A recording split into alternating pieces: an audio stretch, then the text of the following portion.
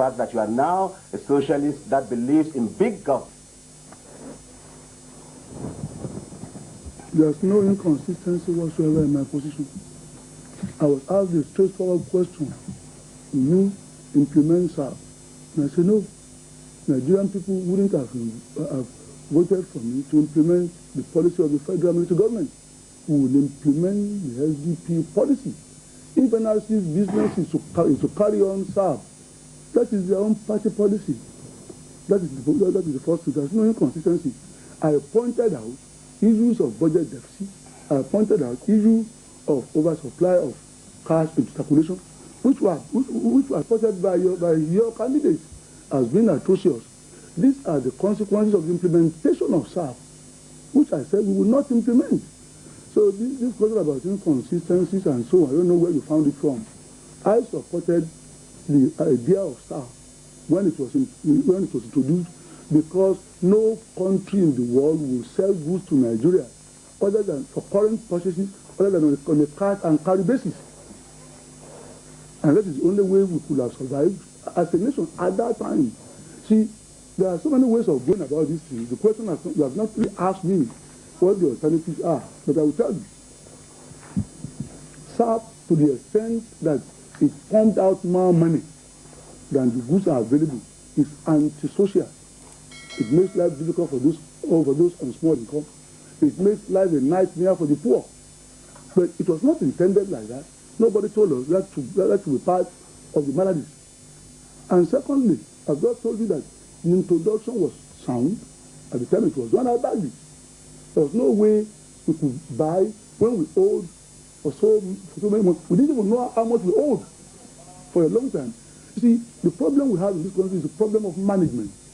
What type of managers are people who owe without knowing how much they owe? We had to appoint Chase, a foreign bank, to calculate how much money that we owed to foreigners, when the records are here in our central bank. Anyway, the truth of the matter is that there's no consistency at all. I would never be an advocate of import licensing. I challenged it several times. No, there are other ways of going about what you are doing. And those other ways, when the question that is specific to that is asked, we will say it. But see, it is already in our policy program, farewell to poverty. And that is a very highly considered view. In actual fact, we have just been told that the IMF themselves have said that the thing is a flaw. So are you now going to be holier than the Pope? I mean, those who brought this policy said damned as flawed. And you are now saying that you want to continue, carry on. Nigerians won't follow you. No way. The next issue is the weak engineering base of the economy. And Alhaji Bashir, it's for you. Without a solid technological base, the country cannot produce intermediate and capital goods, namely motors, tools, machines, and spare parts. And it will continue to depend on other countries and support factories abroad. What are you going to do about the weak technological base of this economy? Well, you see, essentially the problem of this country is economic and lack of good planning. I wish you had allowed me, to complete my thesis about how you wanted me to put this economy right. I just started and you stopped me.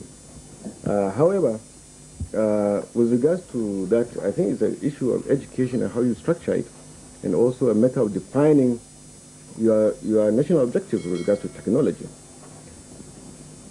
When you take education itself, we have to plan education in a way that we want to develop. We have to plan education that way, otherwise we shall be planning for nothing. I believe that we have to plan education for technology, especially at this time when our country needs certainly technological takeoff. If you go back a little, I think 1980, when the Second Republic began in 1979, they created a Ministry of Science and Technology. And this was a very good idea. But unfortunately, when the military comes, they scrapped it. So going back and forth, and then we had it again, and then we scrapped it. So we were not sure really what we wanted. But I think we can structure our education in such a way that we can give emphasis to technology in education, right from secondary school to technical colleges and to universities. It is necessary, in my opinion, that we specialize. We get certain universities to specialize in certain aspects of technology, in certain aspects of sciences, because that is what Nigeria needs nowadays. And we have to certainly fund education as heavily as we can. Right now, it is deplorable, the amount of money we pump into education, just under half of what UNESCO advised, about 5%. And UNESCO's level will be about 15%. So I think what we have to do now is to get money into education by reprioritizing our priorities, by casting them again. My government will certainly put more money into education so that we can achieve that technological test that we need. We have to put our curriculum right.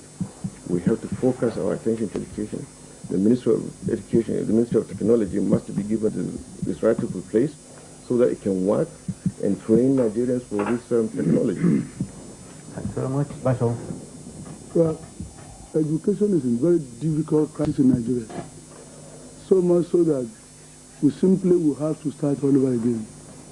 The priority has to be accorded to education in everything that we do. Forget about technology. Education itself. I was calculating about 2 weeks ago. We are now in the month of June.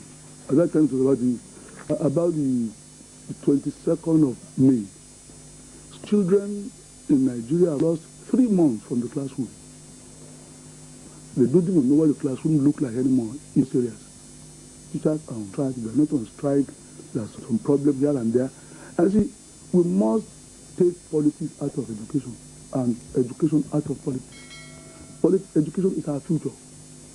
If you say that you really must look at the percentages and so on before you can fund education,